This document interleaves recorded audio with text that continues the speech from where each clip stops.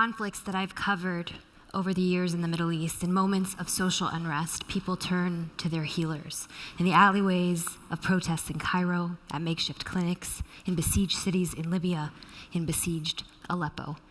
But Dr. Farida, you're more than just a doctor. You're a mother, you're a wife. Tell me about daily life in Aleppo. Maybe I have to mention first thing about my life before the war. Before the war, I had just ordinary life, like any woman in the world. I go shopping, I go to restaurants, I take my daughter in walking. But after the war, my life had changed differently. I go to the hospital, I have to go to work, I have many things to do. Sometimes I went to the hospital and I know there is an airplane in the sky. It's targeting everything in the streets. I don't know, I'll reach the hospital or I can't. So I'll die at the street like many of my beloved ones. I don't know many things. The life was very dangerous. You can't predict what will happen in your life. One day I was at my kitchen just making my dinner, and I was surprised because there was a heavy bombardment next to my house, and there was a barrel bomb next to my house, and some of my neighbors had died. Now, a barrel bomb is basically a barrel filled with shrapnel, explosives that the regime is known for using, dropping unguided to cause mass casualties. This is a picture of your kitchen.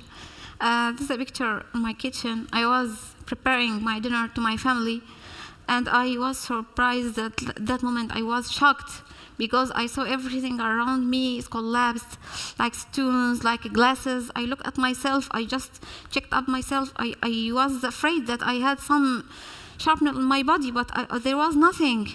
So at that moment, I realized that God protects me, and many times else that happened again. I was on my way to the hospital many times, and there was missiles, there was rockets after me or before me, and I escaped. So I realized at that moment that God protects me many times for a reason. And you had all these near misses, but you also have an 8-year-old daughter that you would send to school every day. Yeah. What was that like? I had my daughter. She's a little girl. She's 8 years old. One day she was at the school. I sent her to the school, and I was doing my job at the hospital. I was at the operation room, and I heard the normal sound of barrel bomb. It's normal thing. I asked the nurses, where is that explodes? She told me at the school next to my hospital. Wow. At that moment, I feel like a crazy woman because I know my daughter is at that school.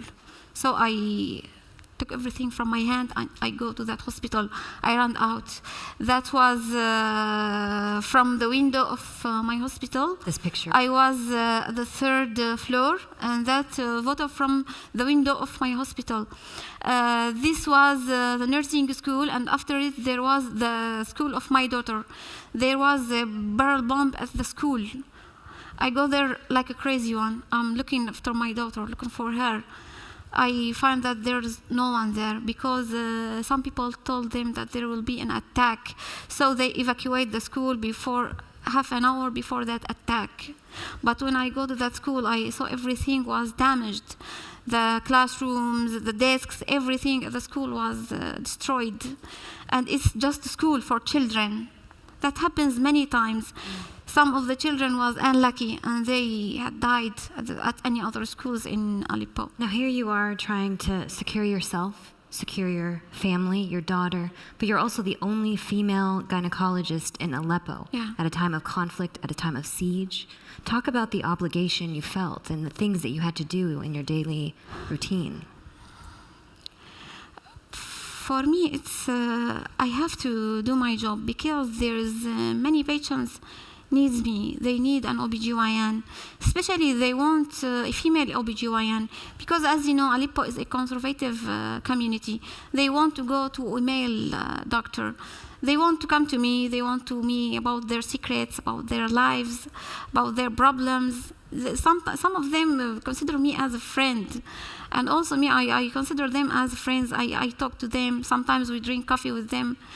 Especially there is a patient called Hayat. And Hayat in Arabic, it's the same meaning of life in English. Her name is Hayat. Hayat was a very young woman. She is always making mistakes with contraceptions. She had 5 mistakes. So she had about 8 children. She was just 22 years old. She comes to me one day crying. She was pregnant with her last child. She comes to me crying. I told her, what's going on? What's happened, Hayat? She told me, my husband is dead. With a missile, with a bomb. I know it was a bombing barrel. He is under the rubble. They can't take his body off to bury him like a human being. He was stuck under the rubble. Hayat was full of life. She was like a child. She was full of life. She liked life. She liked her children.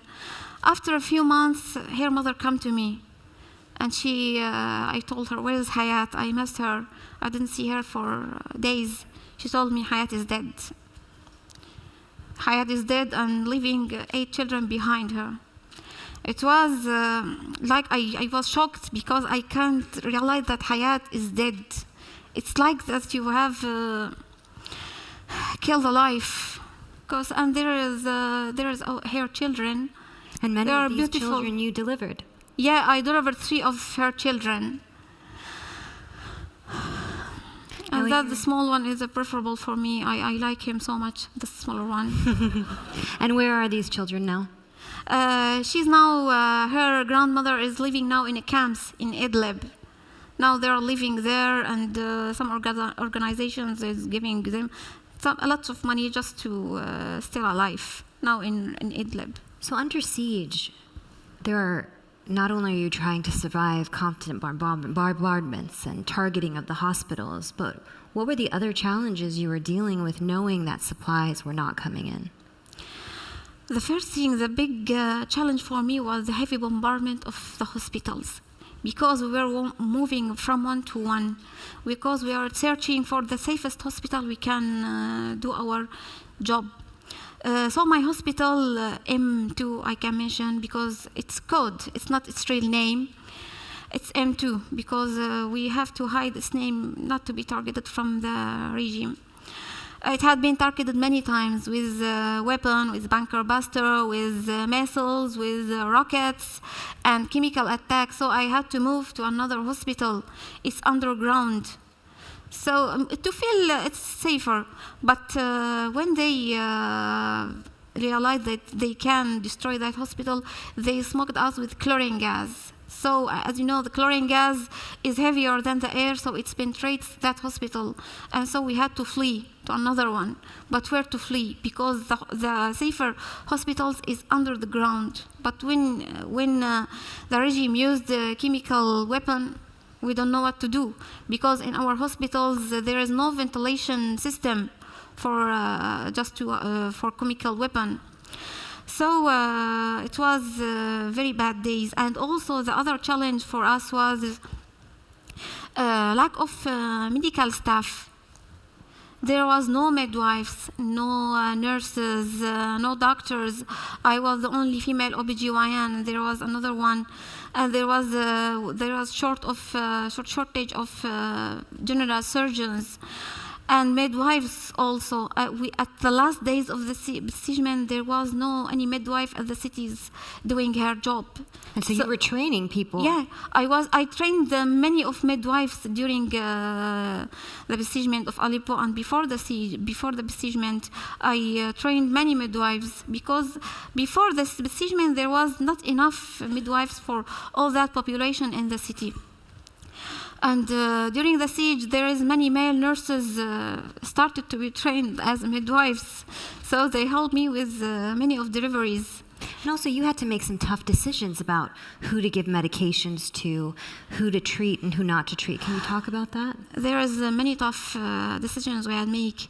Sometimes many patients came to the hospital at one of the attacks, and you'll just look at the ground, you see the ground full of patients, and you don't, because there is no beds for all of that patients, you don't know which patient starts to treat, which patient to leave him and die, to leave him just to die. So we left many patients to die because the medical staff is not enough for all that cases. And also we have to economize with our medications. So like there's one medication is called oxytocin. Maybe some of you know it's oxytocin. We give it for the patient after the delivery to protect the patient from bleeding. During the besiegement, my nightmare was if I was short of that medication, many patients will bleed to die because we don't have many of that medication. So we start a new strategy just to tell the patient to start early breastfeeding, just to hold her baby. That maybe will help her not to bleed after the delivery. And that works with some patients. And also we start strategies with uterine massage and also with other strategies that the oldies was working with, and we start to do that during the besiegement because we have to economize with every single ampoule, because when I give the patient any medication, she is not in a big need for it, I feel that it's piece of my heart, because I know if I was lack of that medication, another patient will need it. And there were times that you were working without electricity, operating with cell phone flashlights. Yeah, that happens many times because in my city there was no electricity at all. We just depends on just generators, and sometimes we lack of fuel. So many times we performed many operations on flashlights of the mobile. That was not the big problem, but the big problem was the air conditioner. Because the surgeon, when he opened any operation, will sweat too much. I was sweating at many operations because there was no air conditioner. The flashlight is okay, it's good. I like flashlight. It works many times. Until now, in Idlib, and there is no electricity, so we work on generators. Sometimes the generator is not working, sometimes there is no fuel, sometimes we work on flashlights. It's good. So you have to improvise. Yeah. When you look back at those moments under siege, when you think about Syria today, what do you need from the global healthcare community? We want to protect medical facilities in all the world. It's war crime to attack a health facility. You just saving lives. We save the life of all the patients. And if the patient come to us from our enemies, we'll treat him, not to leave him to die. But how can you imagine you were at the hospital trying to save lives and there will be an attack and everything collapsed on your head? That happens many times with me and with other of my friends, classmates. They were performing many surgeries and there was an attack. And one of my friends had died at one hospital in Khan Sheikhoun. He refused to leave his hospital. He just wanted to be with his patient. He's an orthopedic. He was performing his surgeries and he had died with sarin gas. He just suffocates until he dies. He's a real hero. He's a true hero, but he's dead now. And the true heroes always died. So I'm not a true hero because I'm still alive. I don't think that's true. Thank you.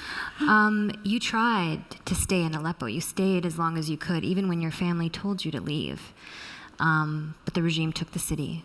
Can you talk about having to leave and where you are today, what life is like today for you? I forced to leave. It's not a decision, but I have to leave because the regime considered me as a terrorist. And I'm just an OB/GYN. And also, if just an OBGYN, I have to treat every patient I saw. Maybe some patients is not women, but I treat many of them. It's my job to save lives. It's an oath. We take, all of us as doctors, we took an oath for ourselves to save lives, to help people, to protect people, to help anyone. And when I forced to leave my city, it was heartbreaking. It was not my decision. I had to leave my city, my beloved city. I like it. I left everything behind me. I left my memories. I left my house. I left my friends. I left my family. Left everything behind me, and now I'm living in Idlib. And Idlib is about 20 miles from Aleppo? Yeah, it's about 20 miles from Aleppo. But it's a city under the rebel control from the rebels. Now, and I can live inside that city, just safe. And because I can't go to the regime area, they will arrest me. Like they arrest my dad. When I get out of Aleppo, they arrest my dad. They told him, your daughter is a terrorist. They arrest him for 2 days. So can you imagine? It's very bad days. And you know, there are people, when they have the opportunity, when they have the money, when they have the ability, they decide to leave Syria, to make a life somewhere else, some at great risk.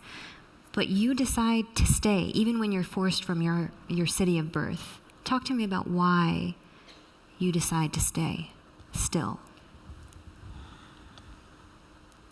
First thing, I love my city, first thing. The second thing, that I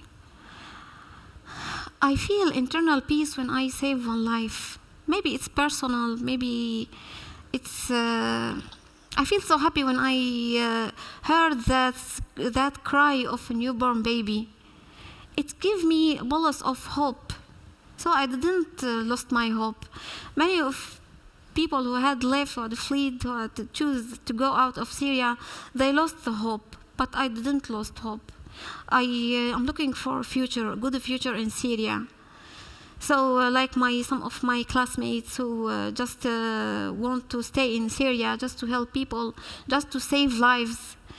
If any one of you had tried one time to save life, maybe you can feel that feeling of me that I feel now. And there's a shortage. Maybe it's hard to explain that. Yeah. And there's a shortage of doctors in Syria right now. What? There's a shortage. There's not enough doctors. Yeah, there's not enough doctors. As OBGYN, there is about 60 OBGYN in Idlib for 4 million population. And if you count that for each 10,000 population, there is 1 or 2 doctors in Idlib. And it's not enough at all. So I take that decision to stay and to help the newly graduated doctors and residents to be better doctors, and to train many midwives to be a good midwives, not just had that certificate, to be a good one, to help women getting birth, a good health life.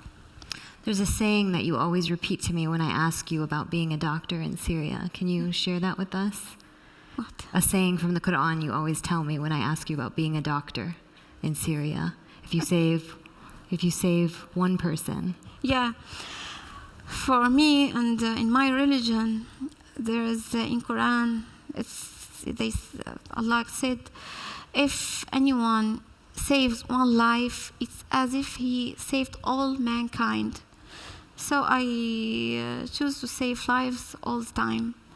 So, as I told you, it's a good feeling to save life, and I prefer to stay, and I want to stay and want to complete my job there, to helping people and helping all the midwives and medical staff to be a better medical staff, and just to create a new future, a good future for our life there. You are really courageous, Dr. Farida. Thank you so much. Thank you. Thank you.